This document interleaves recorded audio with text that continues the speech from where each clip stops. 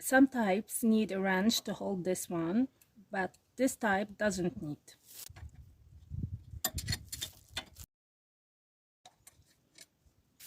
In this type of a brake system, you can't use this tool, you have to use a screwdriver.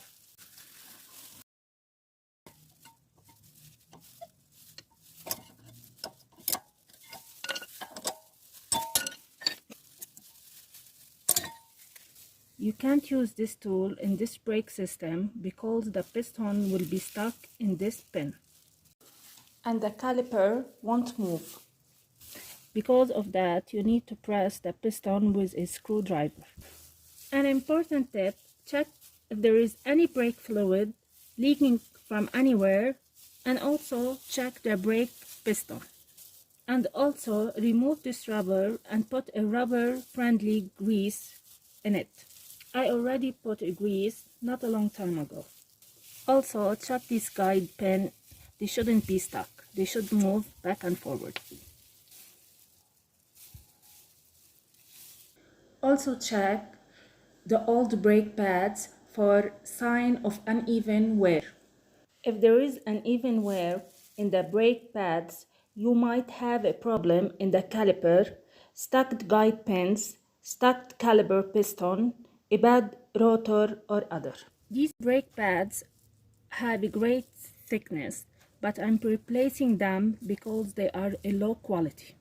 They have a low friction code, and I have to press the brake pedal really hard to make the vehicle stop. So I'm upgrading them to double F friction code.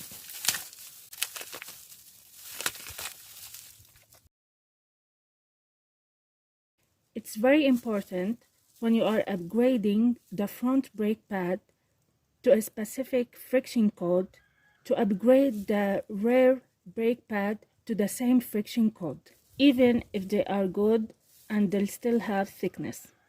So you don't change the braking ratio between the front and the back tires.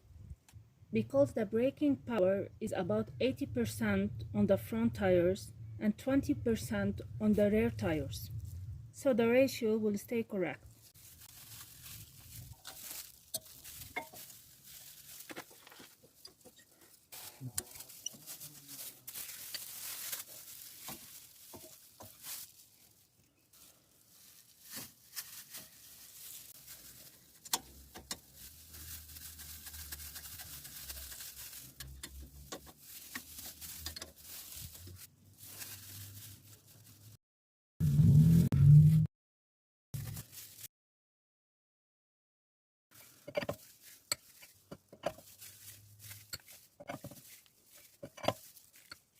It's very important when you finish to pump the brake pedal multiple times till it regains pressure before you drive.